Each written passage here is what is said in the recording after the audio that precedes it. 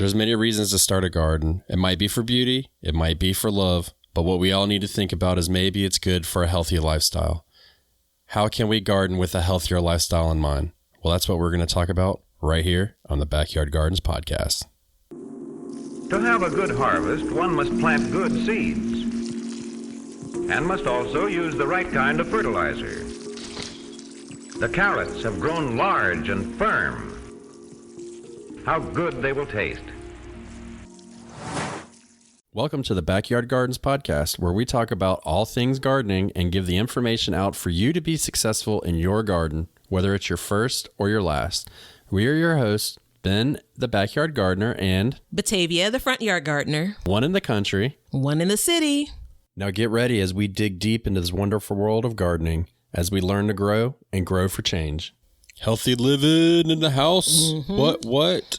Everybody's going to be living healthy. It's a new year. We're all growing vegetables, right? Yeah. Hey, do I have any lettuce in my teeth? I just had a salad breakfast.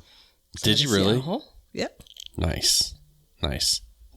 So, speaking of which, I've consumed, since the first of the year, 12 pounds of carrots. Oh, good night. So, yeah. That's a lot of Juicing. carrot juice. Yeah. I've been juicing, so. Yeah.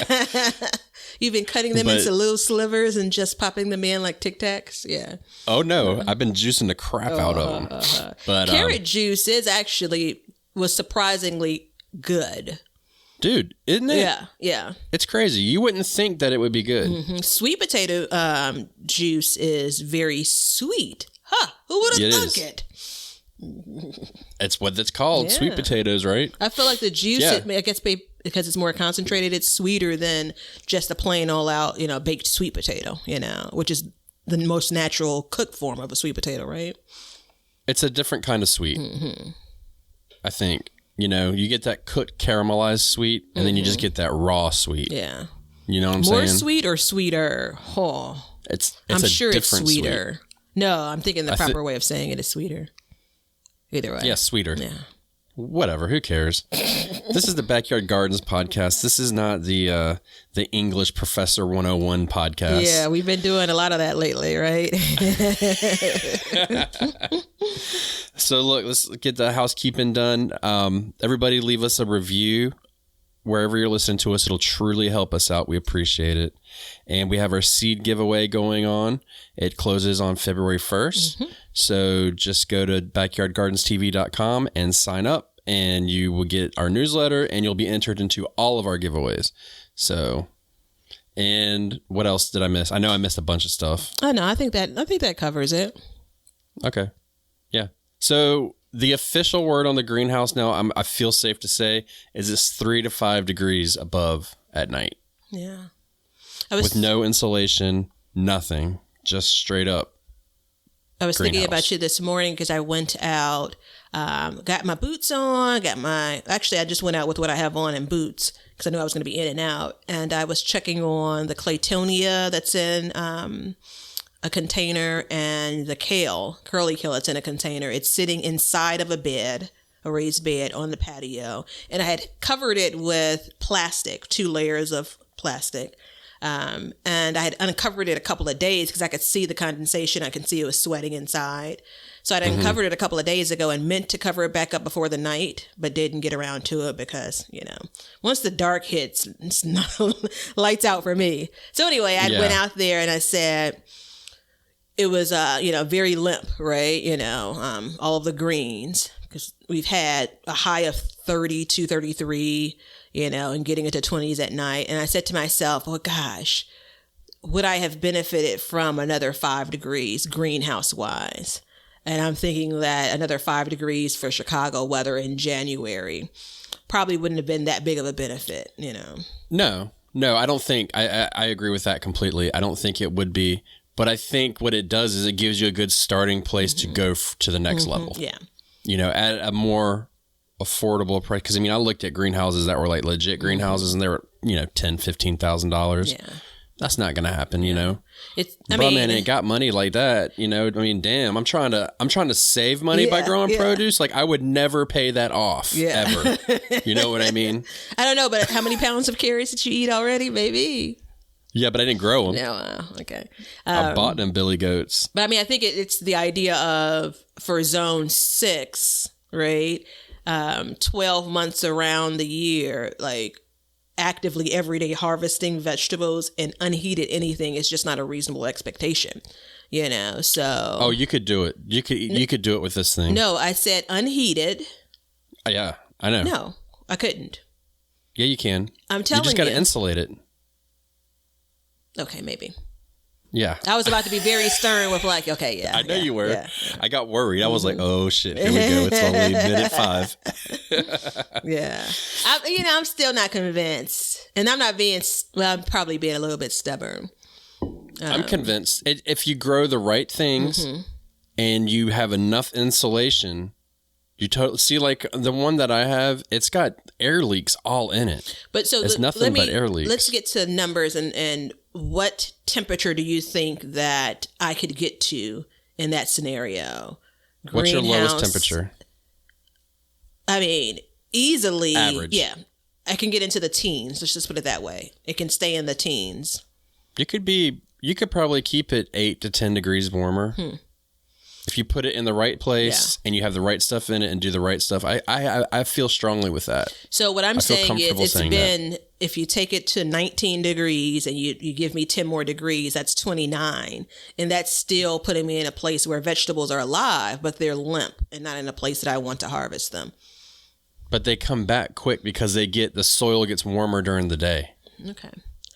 All right. You see what I'm saying? Yeah, I'm just going to go with we're both right there. I mean, the only way to find out is to do it, so. This is true. We're not doing that, so. No, we're not. And because for me, I don't really want to go down this road too much, but for me, it's different because I might be 60 degrees in the daytime, but then at night, I'll be down in the 20s. So that can definitely happen. So like I can get a lot warmer during the day than you can.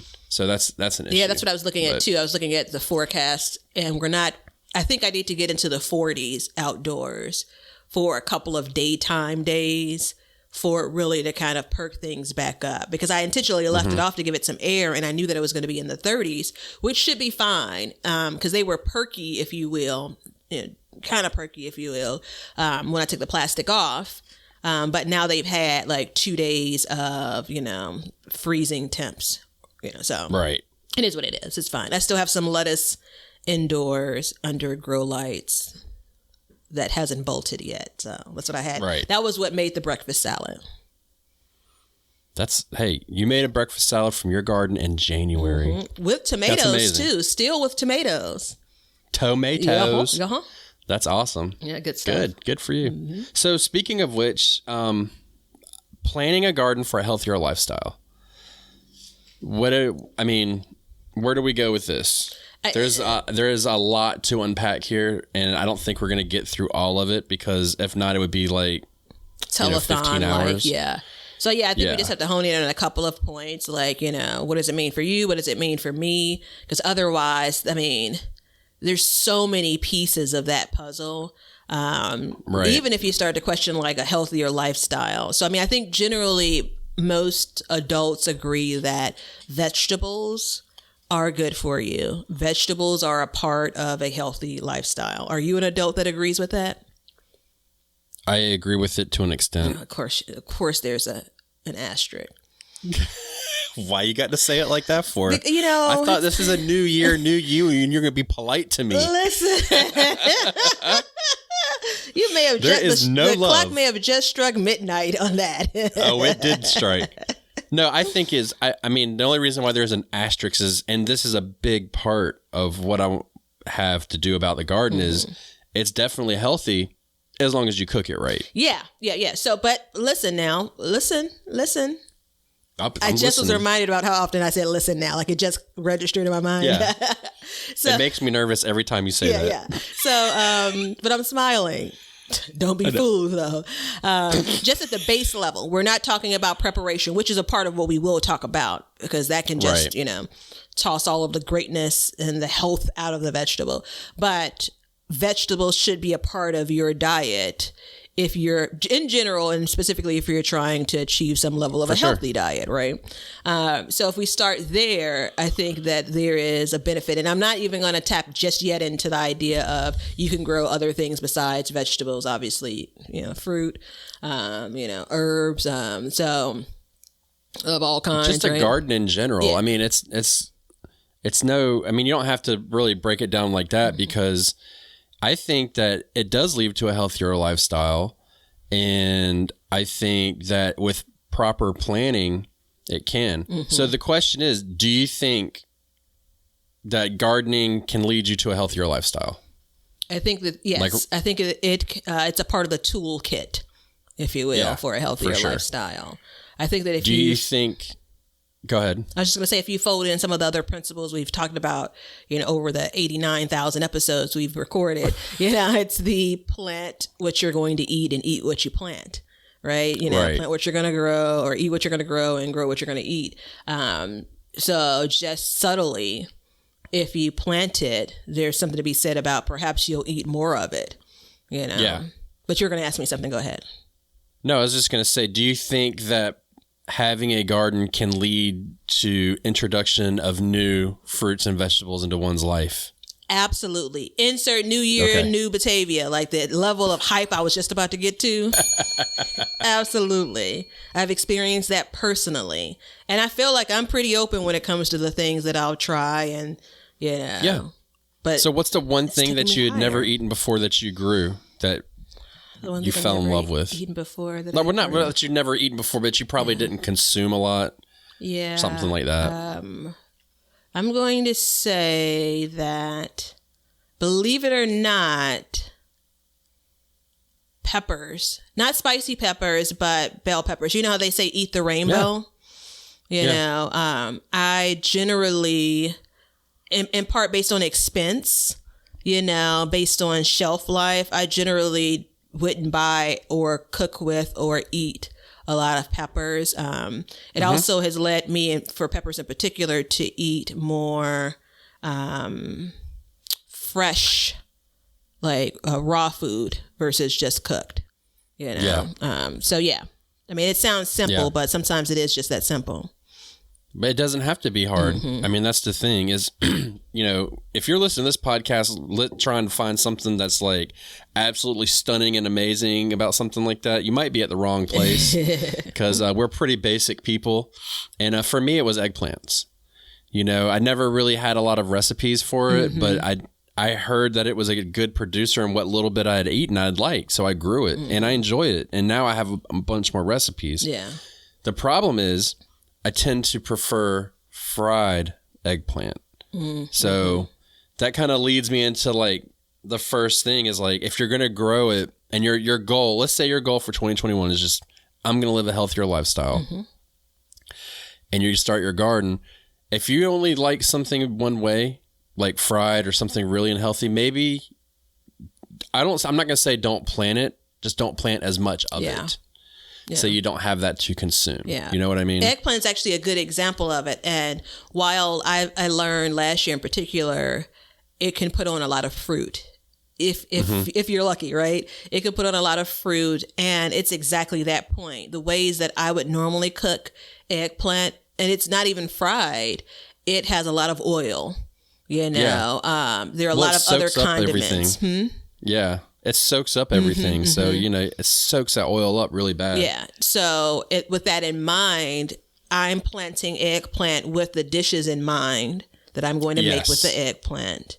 And that's a check and balance point, right? Yeah. So let's say that we use tomatoes, right? This is not the truth, people. I don't want you to walk away and believe this, but let's pretend that I don't like ripe tomatoes. Let's pretend I just love green tomatoes. You heard it here. You heard it here in the Backyard Gardens podcast. Batavia does not like tomatoes. I feel like it's going to be edited. It's going to be cut up, and then it's going to be like blasted everywhere. But if I only, and this may seem a bit extreme, but if I were growing tomatoes only for the purpose of green tomatoes, and particularly fried green tomatoes, that's not really the path for the healthiest of lifestyle when it comes to my garden.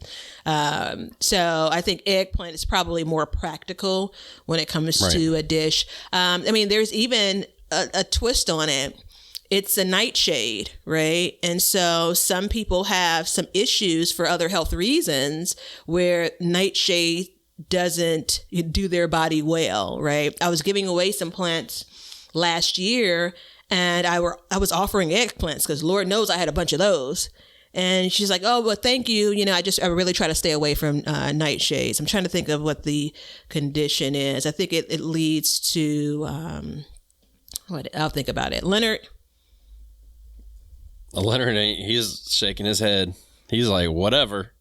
I think it's trouble with. Is it clotting, Leonard? Or is it arthritis? I don't know. Either way, thinking about how you're going to consume it, and then kind of carving out your garden based on that, can help your efforts. That's important.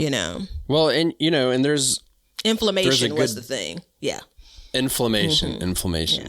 Well, you were wrong. Yeah. Clotting. Again. Inflammation, clotting. Yeah. Clearly not new year, new him. No. Same old Leonard. He's off. But no, it's, there's a good book that I use, and I recommend every gardener get it. And I can't remember the name of it off the top of my head. I'll put it in the show notes. But it tells you, basically you can be like, I'm going to start a garden today. And then that's it. You're just going to grow. And you can use this one book, and you can walk all the way through, and it'll give you everything you need to know. But they give you it's based on for small plans, and it's got all these different plans you can do. And they have, it's Barbara Pleasant wrote it. Oh, you've mentioned this. Yeah, I think you mentioned this the first time that we did our interview together. Aww. I'm sure we did. Yeah. And it was actually maybe about a year ago. Aww. So, but what it does is it tells you, like, if I want to grow like a pizza sauce garden, then you have a whole garden bed designed around your pizza sauce. Yeah. Or if you want to grow, like, insert anything, like I want a salad garden, well, okay, I'm going to grow a salad garden. So you grow everything for your salad in this garden. And one, it's pretty to look at. Yeah. And then you look at it and you're like, that's a giant dish sitting there growing in front of me. Like, that's the purpose of it. So, if you're planning a garden for that, plan for your dishes. You know what I mean? It's very practical, which we want a garden to be, right? Well, some people like it whimsical. It depends on, like that word, didn't you? Yeah, it depends on the time of year it is for me. Oh, you weren't really talking about just me. Okay, sorry. Look, take the spotlight off of you, Batavia. Goodness. I've actually seen I've seen seed packages packaged in that way. I've seen there's some kind of fancy garden pots where they come with, all right, you're going to grow this, and this, a lot of the pizza garden, the salad, like you described. I can remember all you need to do is add some cheese to this. You already have, your basil, your tomato, and all of that. I think that's fun too. I think that's a real nice way to be able to eat what you grow. Obviously the first thing is consume what you're growing, right? So that you're not going to, there are benefits we know from the act of gardening, but when it comes to the food that it produces, you want to make sure you eat it, which ties again to, make sure you're planting what you want to eat. I don't know that I'm looking at specific vegetables that as a general rule you should stay away from. I don't think that's it. I really believe it's about your current diet and where you want your diet to go. And I don't mean dieting. You know what I mean? When I say diet, you mean your way of eating. Yeah, no, I agree with that completely. And I don't think that it's you can't grow watermelon, But that being said, if you take it on a nutritional level, it's a high glycemic index food. So if you're having issues or you're trying to lose a lot of weight or something, maybe it's good to take a year off of growing so you're not tempted to eat that. But those are all things, and that's when it gets to be a little heartbreaking because you're looking at it and you're like, well, damn, I was excited about growing my watermelon. Now I can't, but at the same time, I think that when you grow with let's just keep using the watermelon for an example. You grow and you eat that fresh watermelon. You can go to the store and buy watermelon all day long. So there's a difference. And you can also change the watermelons you grow. Instead of growing a big 10-pounder, you can grow little baby melons and stuff like that. So there's all kinds of ways to do this. Make the adjustment, yeah. Yeah, make the adjustments that are needed. But as far as like healthier lifestyle, do you think that the garden leads to a healthier lifestyle, like being more active? So I think that it can be deceiving. I think that kind of mind, body, and spirit, yes. Because most, not all, but most people that are actually, home gardeners, they're gardening outside, right? And so I firmly believe that it benefits you, your body, your soul, your mind when you're outside versus indoors. Right. I do believe that there's a connection with nature, obviously. I do believe it gives you an opportunity to potentially be more social. I think those are all healthy habits. I think that there's a sense of control that you're gaining, more control you're gaining over your lifestyle, what you're consuming. And I think those are all healthy aspects. And it's not, again, just what you put on your plate.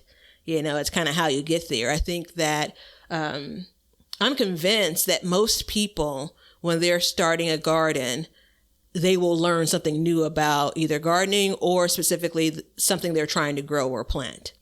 So we're more conscious of, what we're planting and the why. Yeah, absolutely. Yeah. It's a long answer for yeah. Yeah, that was a long answer for that. Yeah, that's the way I'm built. Now, do you think that you could go out and start gardening and get in shape? I'm gonna say, because that's what I'm referring to. Yeah, I'm going to say that you're not going to get to 10,000 steps, although that's arbitrary as well. But you're not going to get to that in most cases in the home garden, right? It's possible. I have to what? 10,000 steps. Yep, I've hit 10,000 steps that. Working in the garden, meaning like at the beginning of the year and back and forth, but not on a daily basis. I think my pause is, in a lot of cases, you're not getting your heart rate up, and we know that that's key when it comes to getting in shape and being active. Right. Well, I looked it up, and it's, everybody's worried about burning calories. So if you look it up, and it's like, how much calories do I burn if I'm gardening? And if you're pulling weeds, planting flowers, etc., is what they say, you get 200 to 400 calories per hour. You got to be pulling a shitload of weeds to be burning 400 calories. But there's ways to do different. Yeah. So you can do that if you do it right. So like, if you're going out there and you're working and you squat down instead of doing what I do, and that's put my big ass on the ground, I sit there and just do what I got to do. But if you squat down and do stuff like that, then those are little changes that you can make to lead to a healthier lifestyle in the garden. So I'll add to that. In some cases, I have tricks that kind of get all of my garden tools in the same place. It's to save me trips back and forth. And in some instances, especially at the beginning of the season when I'm feeling all spry, right? There's a new garden season, new Batavia too. There's a version of that too. And I've seen that one. Yeah. And so I love that one. So that's an example of, I want to walk back and forth, right? So don't pull all of your garden crap out, into the garden, leave it in the shed, make yourself walk back and forth. I think it breaks up that activity, so I think that if you're deliberate in it, you can actually, I won't say get a full-on workout like one would describe a workout in a gym. Like, I don't think it's that. But I think it's the equivalent of a brisk walk. I think it can be that. Oh, yeah, for sure. I mean, especially if you're going out there and like, so my day in the garden in spring is going to be planting something, a lot of something, spreading compost, spreading mulch, watering, getting tools, turning a compost pile, and then I go over there and I feed the chickens and I do all that stuff, and then I come back. So there's like a whole lot of stuff that's like going on at once. And I try to do it to keep it like the way, to keep active too. So I try to do it all at once, as much as I can at once, and then I come out in the evening. So then you start the morning off with a garden walk. You know, so you've got all these things that A are going. So warm-up I definitely of sorts, right? a warm up for the day, correct? So I definitely think that it does lead to a healthier lifestyle and more active. I don't believe for the younger person though. You know, I hate to throw numbers out there like what do I consider younger? I wouldn't do it, brother. But you know, like the older individual, maybe somebody that's retired, let's put it that way. You know, I think that it is very good for them because it is not strenuous activity depending on what you're doing in your garden. Yeah. You know, like my gardening is, you know, my house is a little bit more strenuous of a garden. But if you just have like a basic bed or something, you know, pretty easy, I think it is very good for the retiree. But for somebody that's a little bit younger, you know, even for us, you know, we're in the middle. Yeah. Not really in the middle. But still, it's, you know, it takes a lot to keep us active. Yeah. You know what I mean? To get to that point. So that's what I'm talking about. Yeah. I mean, I agree. You agree or disagree? I agree. I think that when I have my Fitbit, when I'm not actively exercising, so let's put that as a baseline, I am more often hitting that buzz of, again, using 10,000 steps as a reference point during the beginning of the garden season, because I am moving around. I'm in a store, you know, I'm at the mulch stop, I'm lifting, I'm moving, you know, I'll get to midpoint of the day and I'll hear the buzz of hitting those steps, right? And I think that you're less conscious of it, if you will, and so you're continuing to move. I don't disagree. There's nothing more for me to add. Agree. No, so I'm doing 10,000 steps a day. I know, that's why I'm this teasing year. you. I know.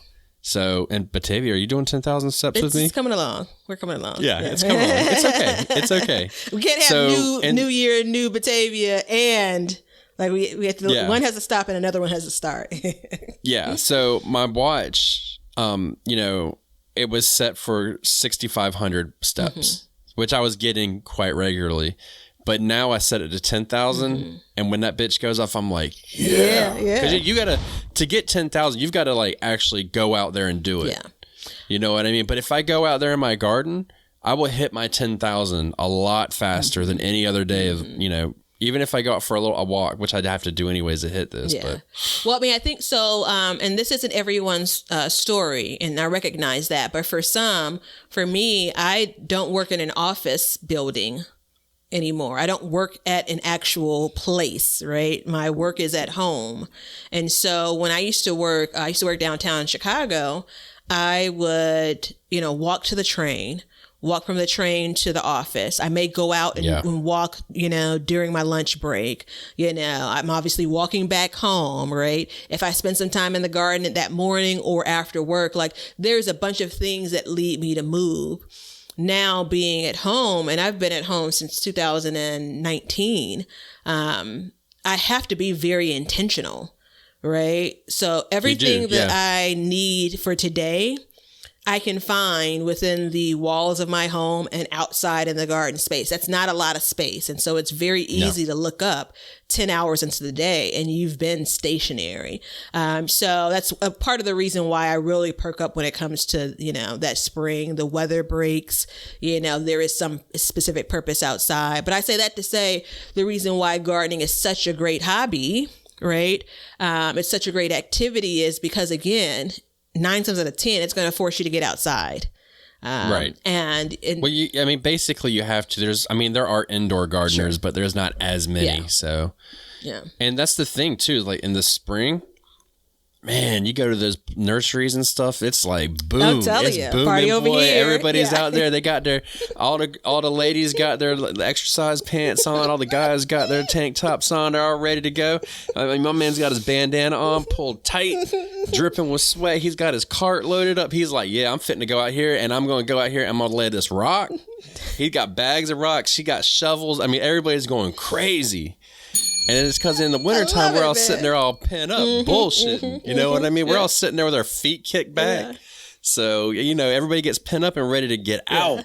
Yeah. So that's if you didn't have access to a weather app or the news with the weather, like you'd know at the point of the change if you go into a big box store. Yeah. Yeah. And even here, like where I live, like on nice days, because, we go through the all winter and we can have a 70-degree day. And, we'll go for a period with cold. But then when those nice days come, you'll see people out. Yeah. And when I lived up north, I mean, boy, I had never seen anybody like so many people go outside as soon as it's like officially spring and it's warm. They are out there and it's crazy. I mean, it was, it was intense, and gardening was a big part of that, and even like here, I notice like I drive through the country a lot because everywhere we have to go, we have to basically take all these back roads, and there are so many people with little plots of gardens all in their backyards and stuff. And right now it's collard season, they're boom, rows and rows and rows of collards. And you can see, and it's a lot of the old timers go out there and do it. And I've talked to them and they literally say that that's what keeps them active and keeps them going in the winter is having a row of collards. And some people don't even eat the collards. They just go out there and tend them and work them to keep them active and moving. Absolutely. Because if you don't use it, you lose it. Yeah, absolutely. Absolutely. I'm going to say once you get 30 and older, it definitely applies. Your spring back in your 20s, like you could stop using it and still can, jump right back into it. But from 30 until you leave here, right? Like there's an opportunity to lose that thing. And I'm talking about, I'm keeping it PG here. So I wonder though, when it comes to gardening, if there's a vegetable that you believe is the healthier. If I'm looking for a healthier lifestyle, is there something that you believe that, this is the one that should be on your list? No, I think that it's easier to come up and say there's things that should not be on the list and I don't even think that it's safe to say that, like, because I firmly believe, like, I mean, I've spent my whole life dealing with weight loss, overweight, weight gain, stuff like that. I've done everything under the sun. I was vegan for 10 years for the specific reason of losing weight. And I've basically educated myself ad nauseum about nutrition as best that I could. And I think that there is not one diet or one healthy eating lifestyle that fits everybody. It's not possible. For me, it's cutting out meat. For you, it could be cutting out carbs. Now don't get me wrong. If you cut out carbs, I think it's better for everybody because our society, and this is going down a totally different road about the SAD. You know what the SAD is, right? Yeah. Standard American diet. The standard American diet. So it's like, your potato chips. I mean, we eat so much shit, but so my theory is I don't give a shit what you grow. I don't give a shit what you eat. As long as you're growing it, it's already, and if you can eat primarily out of your garden, you're going to eat way healthier than you could ever imagine. Yeah. So, and even if you sub in one meal a day from your garden, one meal a week, you're still doing better than most of the country. Yeah. You know what I mean? It's like, it's not like, I'm a big proponent of like there was a story of a guy who's like so overweight, he couldn't do anything. And he went to this guy, and he was like, I want to lose weight. I want to get healthy. And he's like, okay. And he's like, well, how do you eat? Gave him his list, it's just standard bullshit. And the doctor was like, all right, here you go. For the next month, I want you to eat one piece of celery a day. That's it. One piece of celery. And then he did it. And then he continued on and on and on. And then, 250 pounds lost later. And it all started with him eating one piece of celery a day. Yeah. So that's all it takes, eating one salad a day is all it can take, Yeah. So yeah, that's a little bit different than your question, I think, but it's okay. It's all good. That's like my opinion on it, though. I don't think there's a right or a wrong thing to grow. Yeah. So I don't think that there is a right or a wrong thing to grow. I do believe that, for an individual, I don't think that it's, carte blanche. I think for an individual, something that, let's use tomatoes again, because I love them. If the meals that I want to use tomatoes in are generally healthier, growing tomatoes is best for me because that will in turn lead me to eating more of those healthy meals. And it could be any other, that's the reason why I can't just be tomatoes for everyone. It could be any other vegetable. It could be collards for you. It could be broccoli for you, you know. So I think that, and this is the reason why we talk a lot about planning for gardening and kind of the thought that we're putting into it. And sometimes I get on the cusp of feeling like, are we making this too complicated? And the reality is we're not. And we're talking about what we're consuming every day. We're talking about food, right? Yeah, and that you do is it every day, you know.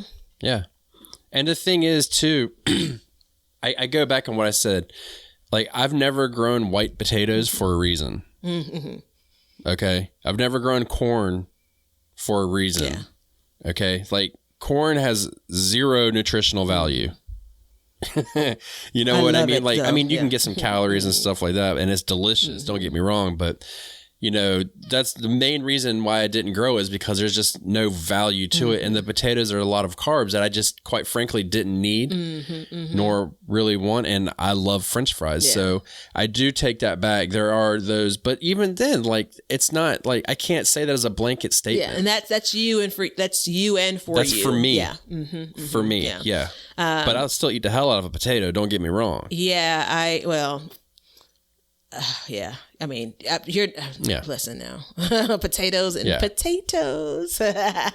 You know, no, I think if you grew like wheat, so you could make flour, like, and I know that's like, what the fuck has Ben talking about? Grow wheat to make flour, but just hang with me here.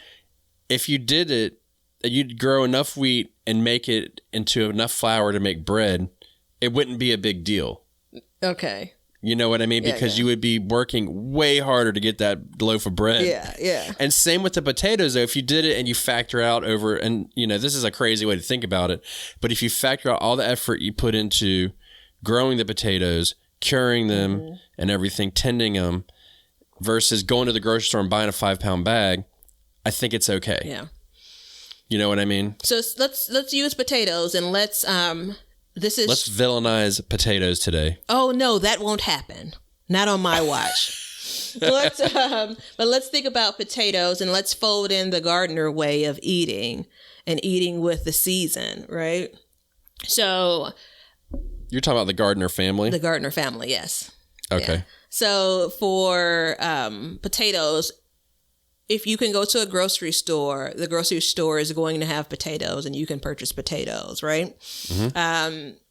And that will lead you to potentially eating potatoes all year long. A way, not Batavia's way, but a way of managing a healthier garden is kind of getting back to the idea of eating it when it's produced and then moving on from it when it's not. You know, so instead of eating potatoes 12 months a year, right? You know, maybe it ends up being over the course of 3 or 4. We're not going to gorge on those potatoes when we do, but once that harvest comes in, we'll have them until they're done. So, I mean, that's a way, you know, and you could insert another vegetable with that. Well, I mean, and plus it's easier to go down the seasonal eating path. It got easier for us once we went down it and we started gardening and we really knew how long things lasted. So, you know, the potato comes from Idaho. You know, they're known for their potatoes and they're going to harvest them in, let's say, August. Then we know that you can still be getting potatoes from this year in December or even January. So, you know, knowing how long these things last will show us that, you know, this is how we can eat it. But, you know, it's stuff like your fruits. You know, like mangoes, you can get them year round, but I can go ahead and tell you right now, I've never had a mango in the summertime purchased in America that was good. It's always this time of year when the mangoes are of like fire. So, and it is a way to limit what you do. Yep. Well, you can still have some of those treats, right? Yeah. Enjoy some of those things, but, you know, maybe it's, I struggle with using the word moderation. Because you know, it gets a bad rap too, but it's a way to create a different balance of a diet, you know. So what does moderation mean? Truth moment? Or I don't know what that means. So you've heard about you can eat all things, but in moderation. I can have chocolate cake, but I can't have chocolate cake every day. So, that's fake. Yeah. which is the reason why I paused at saying it. Yeah. That's fake. That shall not exist in this world. Yeah. That doesn't exist for me. Like, I don't have the moderation button. Like, I have, it's all or nothing. You know what I mean? Yeah. But that's where it's important, like when you're planting your garden, to know that. You know what I mean? Like, if you like watermelon, because don't grow 50 watermelon plants, just grow a couple or something, just try and manage what you do. Yeah. I think that, I was just going to say, I will say that I think a group of vegetables, and I'm going to go with leafy vegetables. Like, I think that is a good step in the direction of a healthier lifestyle and using the garden as a way to get there. So for sure, you can decide which ones that you already like, which ones you want your family to start trying. I think that's a way to approach it, where, again, it isn't just kale, right? It's not like everyone go out and plant and Dude, eat how kale. did kale get so popular? Isn't it like... What happened? I was thinking about that today because, I was making my juice and I was like, oh, shit, I'm out of kale. And I was like, I remember when kale just like took over the world, and I don't get why. I think it was 2010 before I ever heard of kale. No, I don't know if I even ever heard of it. Right. Like, I've been going to the grocery store ever since I was able to climb into a car without a car seat, So, and I'm sure that they were in some stores, but my guess is back in the 80s and the 90s, not so much. But yeah, it is. And I think it's also acknowledged too, like, it became the poster child for healthy eating, and it did. And it's expensive as hell based on that too. When you don't grow it. Well, it grows easy as hell too. Yeah. I mean, my seeds just popped up in like 2 days. I was like, damn. So we're going to have some kale. But I mean, and so that, what that leads us in is what I want to consider the next part of this is, what is a top vegetable that you would think for healthy eating to grow? And I mean, you kind of said greens.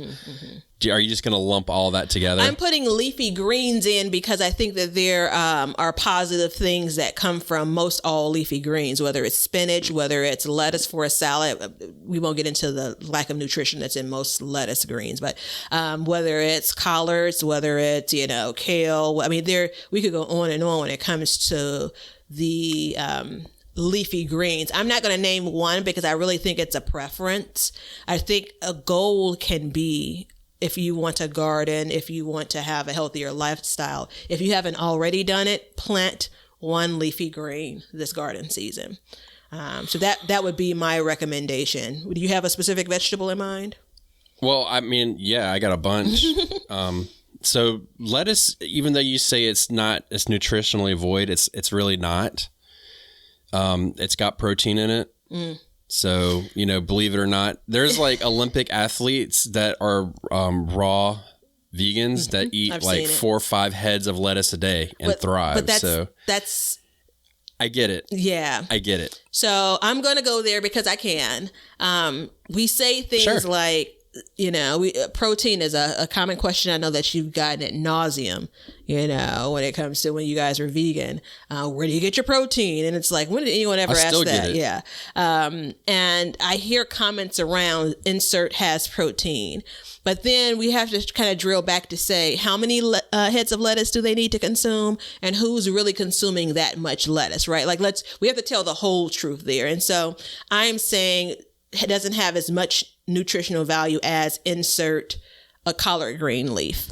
That's my point when I bring that up. I don't think that there's much in your garden you're going to plant where you're getting no value from it.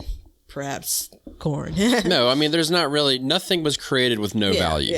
Yeah. Okay. Even water that has like 0 is like super important for us. So, I get that. But what I'm saying is that's the beauty of having a well-balanced and diverse diet, meaning you eat all these different things. So, if you're growing it, and so lettuce, I had to look at it because I wanted to be sure. It's got 0.5 gram of protein for a cup of shredded lettuce. Okay. Now hold on. So now if you take that shredded lettuce, and let's just replace that with spinach though. Yeah. And you take that cup of spinach and then you cook it down, it's the same. That cup of spinach now becomes a teaspoon of spinach once you cook it down, and it's got the same nutritional value. Yeah. So I appreciate that, but you countered my lettuce, and you can't change the vegetable when you say, but wait. I know. Yeah. Well, because you can't cook the lettuce. Yeah. Well, you can, but it would be, like boiled lettuce. Again, I recommend adding raw lettuce to soups and things like that. And so it's going to get a little bit wilted, which is, again, that's probably as close as you're going to get to cooking it down. But I don't know if I would like put it in a frying pan. So there were years before, I'm going to say the first leafy green that I grew in the garden was probably collards.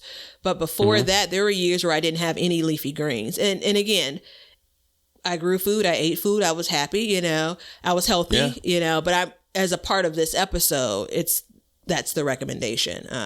But go ahead, you were going with leafy vegetables, greens. Yeah, leafy greens I think are good, and I mean I just want to take a second on that too and say I think they're double good because typically you don't use a lot of oil when you're cooking greens. A lot of times they're steamed. Yeah, so yeah, it's a good point. That's really important. Point. Yeah, and so I think carrots are a good one. I think carrots are a really good one. I mean, if you've never had a homegrown carrot, you're missing out because they are sweet. And, I mean, anytime somebody's like, hey, I get a sweet tooth, I'll have a carrot, and it kind of does it for me. You know what I look at them and say? Bull crap. There's no way that carrot is going to meet that need for you. But, I think that they're pretty, they're nutritionally dense. Agreed, so, yeah. And I mean, I don't know. It's so hard to pick. Yeah. I mean, I think that, again, we could go down the road of the veggies that aren't so great, but I really want to come from a place of, we're giving versus, continuing to talk about let's nix this and nix that. I don't think that there is a veggie that's not great. So, I mean, I'm just, and quite honestly, there's some that I don't even like, but I still grow them and they're good for you. And I mean, I like them, just not in a lot of different ways. Sure. So, which, I won't call any of them out today. Is watercress, that's considered a vegetable? Watercress? I don't know what the hell that is. That's if whatever it's considered, I don't want it. No. And look, I'm just saying I want to come from a place where the energy is positive, but I don't want watercress. I'm going to do a blanket one too and say herbs. Yeah. Yep. Surprisingly, when I first led off with the question earlier on, I was thinking herbs from the point of, and I think this may be a quote from you, use it as an opportunity to change the flavor of what you're cooking, right? That and a lot of herbs have medicinal value. So, yeah, a lot of herbs have medicinal value. I have a recipe. Save it. It's your recipe of the day. No, this isn't. It's not an eating recipe. But it's the vinegar of the four thieves. Have you heard of that? No, I haven't. You never heard of that? No, I've never heard of it. You want to ask it again? Still haven't heard of it. Well, I mean, I heard of it 2 times ago when you asked me. Shut up. So I know I've made it before. And so you know who the four thieves were? Nope. Okay, so the four thieves were people that in the bubonic plague, they got caught stealing. And so they went out and they made them bury the dead bodies in the bubonic plague. No, they didn't, and this is back in the Dizzy, so they didn't have a whole lot of stuff. And, PPE and stuff like that we're all familiar with today, that we all have to wear today. And they used this tincture that they made, and they did not get the bubonic plague, and they were actively dealing with the dead bodies daily, digging and burying them. And so it's a very simple recipe, and I'm not going to get into how to make it, but let me get the ingredients pulled up here. It was like... Are you still doing this in your garden? Am I making it? Well, you tell me. So it's lavender flowers, rosemary, mint, sage, marjoram, hyssop, and garlic cloves and vinegar. That's all it is. And you just mix it together and you let it steep and make a tincture. And these people back in the day, I mean, it's the vinegar of the four thieves. That's what they did. And I've seen variations of it with like thyme and stuff like that. But it's just all this basic stuff that you can grow. So, And these are, as you've heard, they're regular eating herbs. So there are multiple ways and a healthier lifestyle. Yeah. So yeah, absolutely. I think that an example of I want something warm and soothing. This is a cup of coffee that I have that I drink most every day. A transition could be growing herbs that I could use for tea and transitioning from coffee to tea, or less coffee and more tea, right? So that's an approach. I mean, I think that there are two ways you could look at this. I have healthy habits and I'm looking for the garden to help me continue those healthy habits, or I'm looking to develop some additional healthy habits and the garden can aid me in that, right? Yeah. So I think it's good to have a symbiotic relationship with your garden. That was the double ring for both of those. Yeah. I know. And I was saying, I think it's good to have a good relationship with your garden where you do both. Yeah. And I think over time you will grow and continue to grow farther and farther into it, and it will be a healthier lifestyle. Yeah. But let me go ahead and tell you, I don't care how healthy you want to be. When I go get my eggplant, I'm going to cut that bitch up and fry the shit out of one of them at some point, and I'm going to enjoy it and love it. It's a great segue because I wanted to comment on everything you grow in the garden doesn't have to be consumed in the healthiest way, right? No. Enjoy it. Know that. Yeah. And that's the moderation key, though. Everybody talks about, and I hate that word and everything, but it's important to enjoy it. If you have it, like I like fried green tomatoes. Mm-hmm. So I start every year, I eat a couple times, and then I end every year, I eat a couple times. Yeah. But I don't eat them all throughout the season. If one falls off, I might eat one, but I don't make like a meal. You know what I mean? So yeah. I mean, I think that does that make sense? The things that you get from the garden, like what you get from it, you want to experience it in different ways, because for some, especially if it's a new habit, sometimes we begrudge it until we kind of get fully into it. And so you don't want your garden to be made up of things that you're like, damn it, new year, new me, right? You want there to be something that's, that's a comfort. And sometimes it's that fried eggplant or that fried green tomato, and that's just okay as well. Yeah, it is. Yeah. The fried eggplants, it's all good. But, and one thing too was okra. That was a big thing. I started growing that because I liked it fried. And then I graduated into now I've added to soups and stews and chilies. So I, back here on New Year's Day, I made black-eyed peas. Because that's what I do, right? Well, I eat black-eyed peas. I don't make them all the time for New Year's Day. I consume them in other places. So I was making up, some food for my mom, and I called her and I said, I don't remember. Do you want okra? She's like, no. And I'm just like, I don't understand. How did that come from you? But I said that to say, I rarely eat fried okra. I enjoy it, but it's not even from a health conscious perspective. I rarely eat fried green tomatoes. It's just the work of frying them. That's the reason why I don't do it so often, but I absolutely enjoy them. Now, if I go to a restaurant though, and they serve you some fried okra, would you eat it? Absolutely. You're damn right. I probably have had fried green tomatoes more often as an appetizer at a restaurant in the last 3 years than I've had for my garden. I don't know if I feel great about saying that. Nope, I'm going to own it.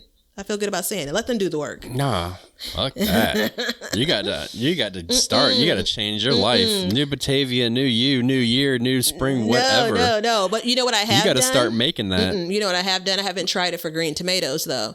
I have done roasted okra much more. I've never had that out. Like I'm either air frying it or roasting it in the oven.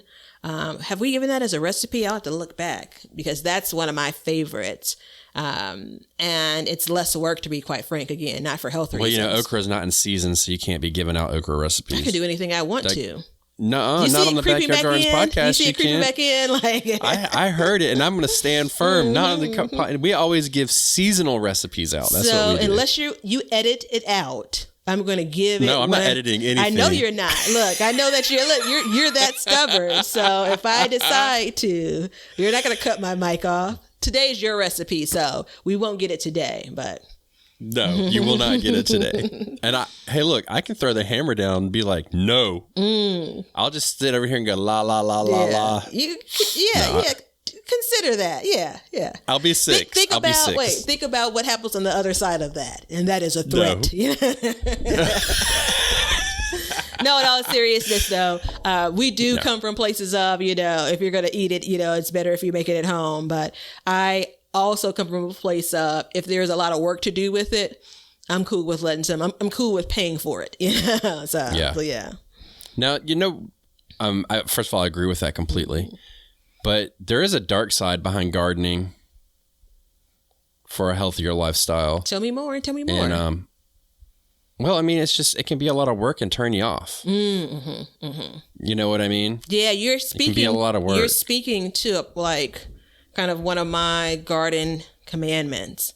That's the place that I really try to nurture, if you will, right? That's the place that I try to, contribute to the community. That's my fear for people. It's a lot of work, or you don't get what you're expecting, and it's kind of like I can go down the road to the grocery store, and that makes me sad. Does it? Yeah, it does. Well, it's just something to think about it's too when you're planning well, it is a reality, and it's something to think about when you're planning your garden. Is don't go buck wild and be like, all right, I'm going to start a garden, and it's going to be my healthy year, and I'm going to live and be strong, and I'm going to be super healthy, and I'm going to get ripped. So I'm going to go out here, and I'm going to plant 15 rows of X, and it's like, oh snap, this is like the hardest thing to take care of, and stuff like that. So it's just be mindful of that. But for me, like this year, what my goal is to do, instead of sitting my fat ass down whenever I go work in my garden, I'm gonna squat down. I'm gonna kneel down. Yeah, okay. I'm gonna do something, unless I'm doing like something really delicate, like it's just. So I think taking that step. I think it's a piece, like we talked about at the top of the episode. Anytime you're trying to make a change, I think there's some cold turkey things that happen and that are successful. But I think there are a bunch of things where we are successful when we take it step by step. So you're not going to, most people, and I'm going to say, as a matter of fact, I'm going to say everyone that's listening, you're not going to say, I'm going to start a garden and I'm only going to eat from that garden and it's going to be the healthiest. Like, that's not how things progress. No. So, and if you do, God bless you, but the majority of people don't. And that's just fine, because it's not, for most of us, reasonable, right? But am I starting my spring garden, which means that I'm going to, hold on, wait for it. Look, I can't even let it flow naturally. I have to wait for it. I am going to eat more vegetables in the late spring, early summer than I would any other year, because I started growing them in the spring. Whereas I would normally start my garden in the summer, which pushes those vegetables and that vegetable intake further into the year. Right. And that's the benefit of a 3-season garden too, is you're extending how much you're eating. How much healthier food you're eating. So, any way you slice it, whatever you grow is going to be healthier than what you get at the store, because it doesn't have the pesticides. It doesn't have this, that, or the other in it. It doesn't have, it was ripened longer. It was, they didn't pick it. You didn't pick a tomato and let it sit for 3 weeks before you ate it, generally speaking. Yeah. So now, I think at this point you may be doing that, but it's acceptable in January to do that. It's not acceptable in July or August to be doing that. Yeah. So it speaks to the nutritional value that declines with vegetables over time. So the idea of the tomato, again, I'm continuing to use that. Let's use kale. The idea of the kale that is fresh from the garden to my plate versus the kale that's 18 days old. The one from my garden to the plate still has, like, it's at the top of its nutritional level gain. I'm not going to get into the hours that things start declining, but I think that you're getting the best of that vegetable. Let's put it in plain terms. For sure. Yeah. So I think that if you employ all of these tactics, I think that you are going to be, you'll be pleasantly surprised.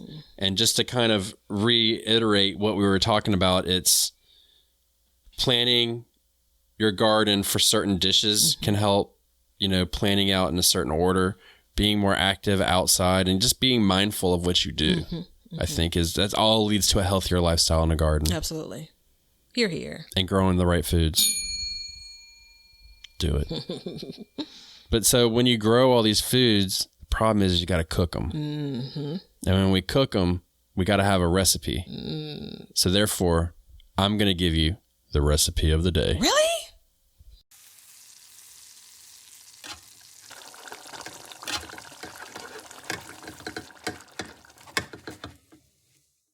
All right, you want some winter warming goodness? Do you see me? Like, I'm layered up in my home. Absolutely, I do. So super easy recipe, super easy.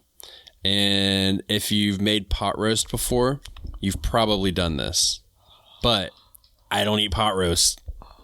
I eat pot, just not the roast part. Well, no, never mind. Then I'd be too high. I eat the vegetable portion. How's that? Pot roast was one of the first dishes that I cooked on my own when I was at home. Like, as like almost a grown up, I'm going to cook. Yeah, go ahead. Yeah.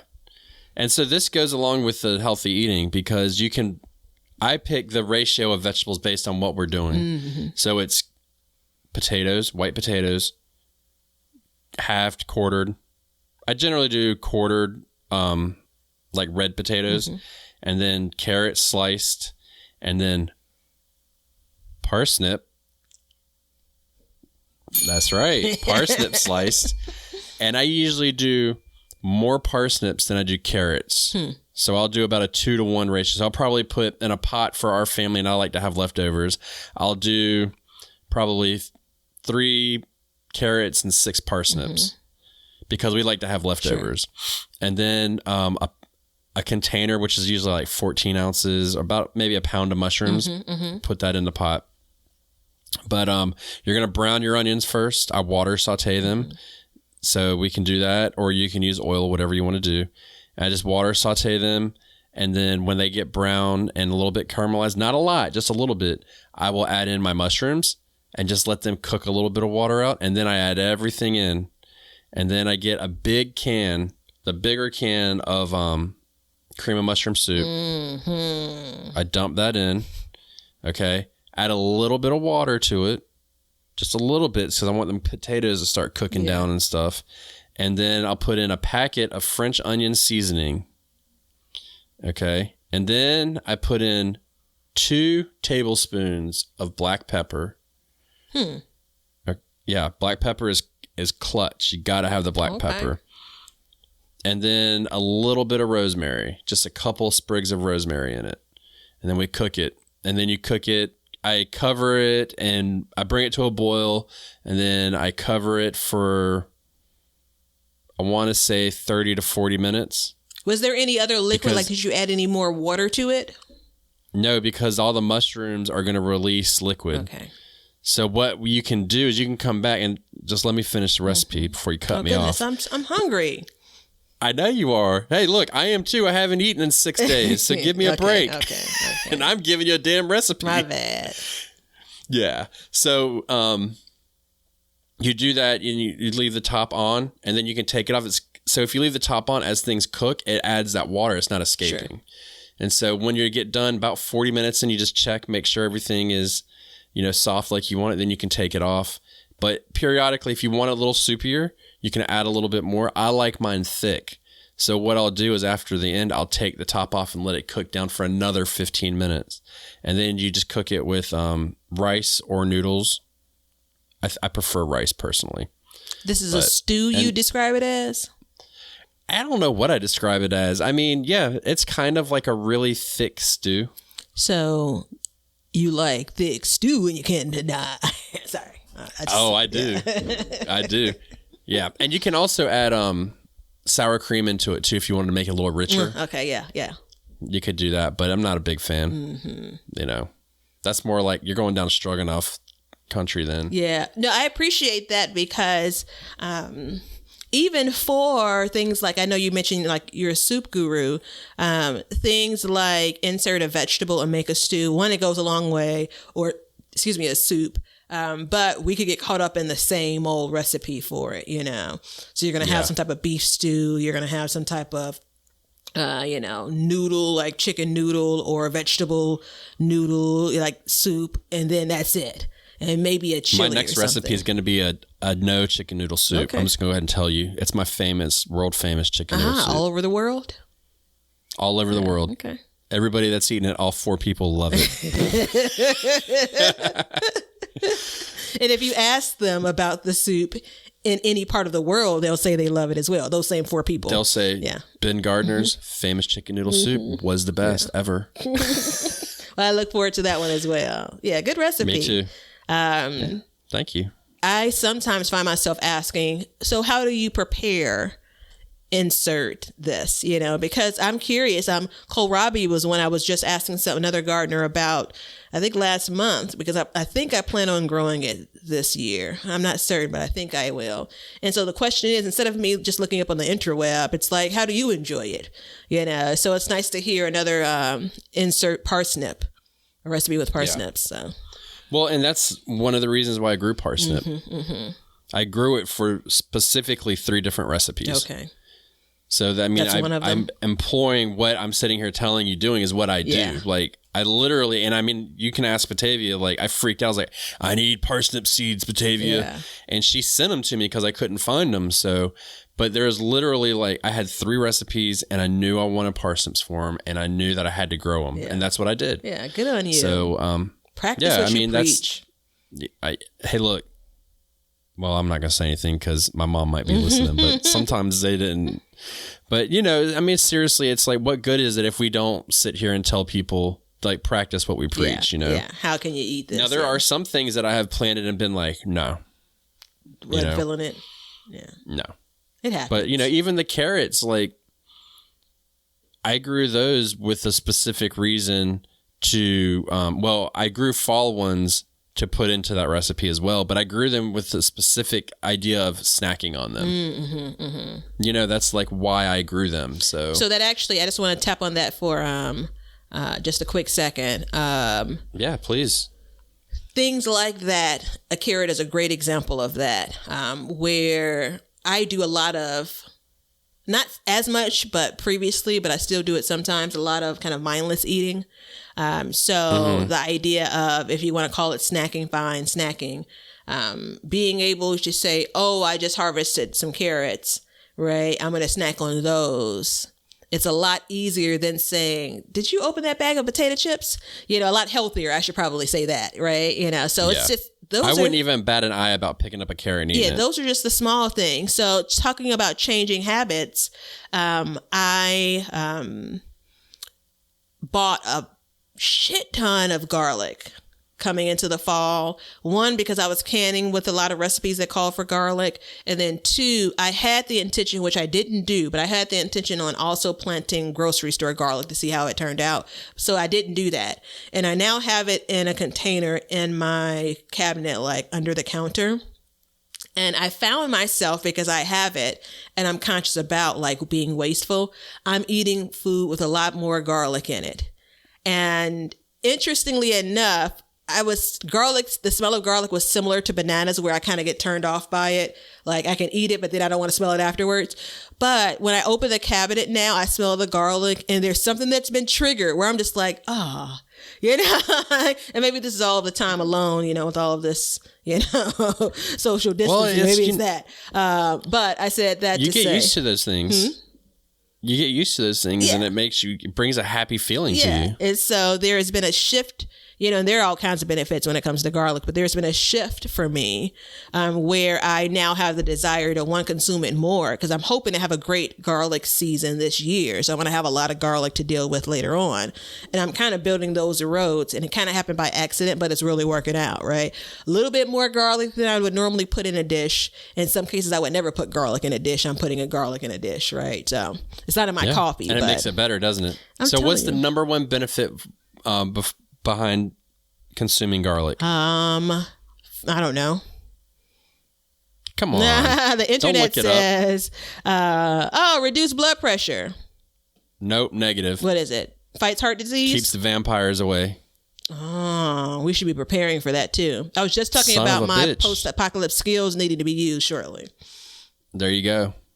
There is a plethora of vampire shows that have been coming out lately. So, have to protect yourself. Got to get rid of the vampires. Yeah. Check yourself. So a healthier garden lifestyle. Are you going to live it, Batavia? That's the question. I think that I have been, and I think that I will continue to. I am. You think so? I know I talk sometimes about like, are you doing too much? And I always answer myself and say no because of what we're doing and talking about. It's about gardening. It's about food.